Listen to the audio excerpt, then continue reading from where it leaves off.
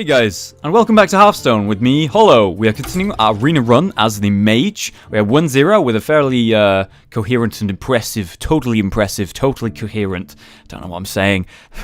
We beat the Druid in a way that was fairly, sure and happy with. There was nothing really, I don't know about this. He just started going face in panic and we'd won, basically. And what it came down to was the power of Duplicate. It worked really well with those Frost Elementals, and the Duplicate version of those we ended up using really well and slowing him down with. We actually got a really lucky Lord of Arena from the opponent's Death Lord. That was really great. So, yeah, I'm quite happy with this deck. The 2 War Elementals for sure, great. Imagine a deck with like 4 or 5 War Elementals. That would be just horrifying. That would be horrifying for the opponent. Just constant War Elementals. The fact that it has so much HP is wonderful, but it gets away with having free attack as well, on top of a freeze. I honestly think the Water Elemental is too strong, but being that the Mage has no, actual minions, it's okay, it gets away with it. But in Arena, Water Elemental, man. Fucking Water Elemental. Against the Priest. Alright, happy to see this. I will get rid of the Gnomish Inventor because I don't want card draw early, and if I could get a cheaper card, I'd be happy. We did, and we got the early Duplicate. Really good, really good. So pray this, the Priest. It's our opponent. Get a nice turn 1 play. Now, does he have a Northshire Cleric? That's the main question. It's usually the best play for the Priest, especially against an opponent who can only do 2 damage to his Priest when he has free health. Alright, so we can have an even trade here. My 1-1, his 1-1, they both die, right? Or I could ping it and get away with that. Or I could have an empty board with a 3-2 on it that can deal with what he has, and then we duplicate. Yeah, that feels better. We'll trade, and then I have the stronger board. It's going to be a weird mana curve, though, because of the duplicate only costing 2 because of the Sorcerer's Apprentice. Note that he is using the Ice Crown card back, and I'm using the Black Temple card back. Damn it. So, what he's done is go empty board, and I'm like, oh. Well, I guess we'll just get a duplicate in play, so it's just there and ready, because we ain't got nothing for the next fucking 5 turns. What are you talking about? For the next 3 turns. He is coining. Mirror Entity, be afraid of, bro. Wow. That was a really big misplay from him. If that was a Mirror Entity, he would have been fucking cursing himself. But congrats, mate. It wasn't. It doesn't matter where I ping, he can just heal it. So I'll ping the thing. I should have pinged his face and made him think it's a Vaporize in hindsight, because that's all I can do. Now, remember, the first game we had a really good opening. So that sort of led into being able to do what we've done. Whereas this game we've had the worst of openings. We finally get a card to play. Thank God, thank goodness. And yeah, it's the Silverhand Knight. Now, what we're afraid of is him killing the Squire first, and my duplicate activating off of it. But I can't not play this card. I can't. I need to play it. I'm in a really bad situation. So we just have to pray that he doesn't kill the Squire first. He made the mistake. He didn't kill the Squire first. Awesome. Frostbolt. Frostbolt that, ping it. Send that there. Go face. Sure. Or I could Lord of the Arena. Send the 4-4 there. Send that face. This has got 5 health. No, I'd rather just get rid of that now. But then that means that this becomes a duplicate, and I get to play a bunch of Lord of Arenas. I'd rather hit that if I can. But I'm risking the Squire getting duplicate activated by doing this. But, you gotta make the big plays sometimes. You gotta make the big plays. Besides, by me making this play here, I'm putting a 4-1 on the board in front of his 2-3 that will die and come back. That is really valuable for him if there wasn't a duplicate there. The fact that I have a duplicate in play here is huge. If he makes the mistake and goes, there's a 4-1, and he's gonna do it, he did it! Oops. Oh, there you go. There you go. So I went for the big play. I tried to get greedy, and it paid off in a big way. Getting 2 of these from a duplicate, so good. So good. Please tell me that's his whole turn. It is. Please. Oh, yes. All right. So thanks to this, we can just go ahead and play it. And then ping off that. And now we have quite the nice board. Quite the nice board. Squires all up in here. Fucking hell. Anyway, yeah, I was saying, Ice Crown, Black Temple. Black Temple was run by Illidan Stormrage for a long time. Ice Crown, run by Arthas, aka the ultimate Death Knight. The Lich King. Lich King and Arthas, Lich King, and Black Temple, Illidan Stormrage, they had a big fight. It was really epic, if you know the lore. This is cool, man. This is lore. And I fucking love both the characters, so I don't know which one I would pick. To like be like, yeah, this is a better one. Now I could just play the Stormwind Champion, but that's kind of lame. This way I can play more than just the Stormwind Champion and fill the board and like achieve the things that I want. So we play that, and we just fill the board with really strong minions next to the raid leader. And if we can have things survive, and they can then Stormwind Champion and make them even bigger, that would be awesome. I can't believe the raid leader value here, man. I can't believe it. In the last arena run, we had a good raid leader. Pretty sure we did. Pretty sure we had a good raid leader moment. And yeah, we have another one in this run. Awesome, man. Awesome. Yeah, he's like, fuck that thing. Give me it.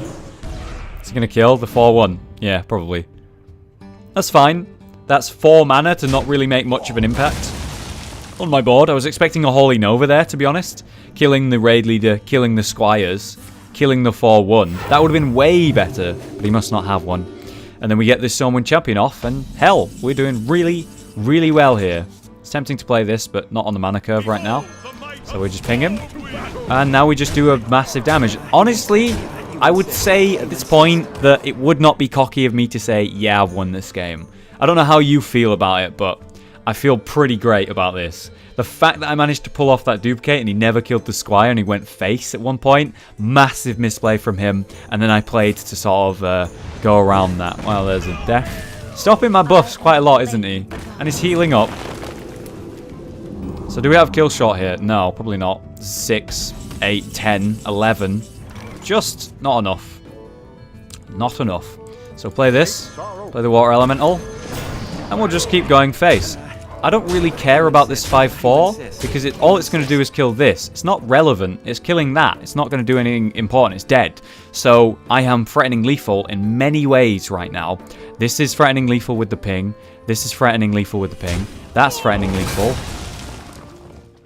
So what he needs to do now is AoE and heal and shit. So if he Holy Nova'd here, he'd survive for a little bit. That doesn't do anything.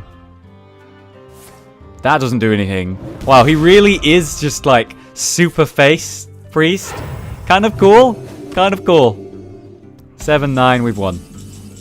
Well played. Well played. With the ping! Boosh! And there's our first game of the video. 2-0, guys. Pretty good. Pretty good. So we had a really rough start there. We actually had a really bad start to that one. Really struggled there to actually get going. And here we are, 2-0. So, very happy with that result. Apparently, Illidan Stormrage won the 1v1 with Arthas, aka the Lich King. But, here's spoilers, guys. Spoilers, guys. If you don't know. Arthas, the Lich King, actually won the 1v1 outside Ice Crown. Yeah. Yeah, that happened. So, that was going against law.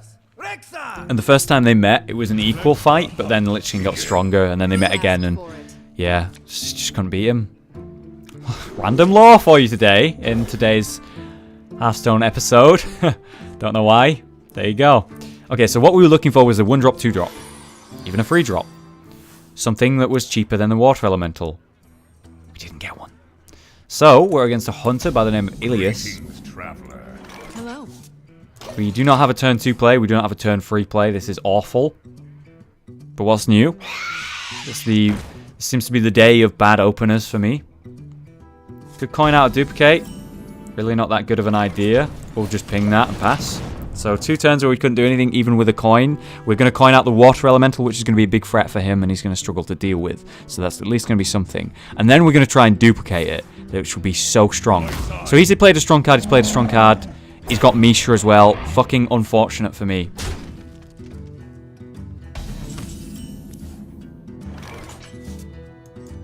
Just going to coin out the Water Elemental. Probably, either ping and fairy dragon or duplicate next turn. Really depends on what he does. Hunters got a massive nerf, dude. They got like really nerfed. They were too strong and they were seeing too much on the that's really lame. I don't get to duplicate it. That sucks. We finally see the Undertaker that I wanted at the start of the game. Just gonna play this.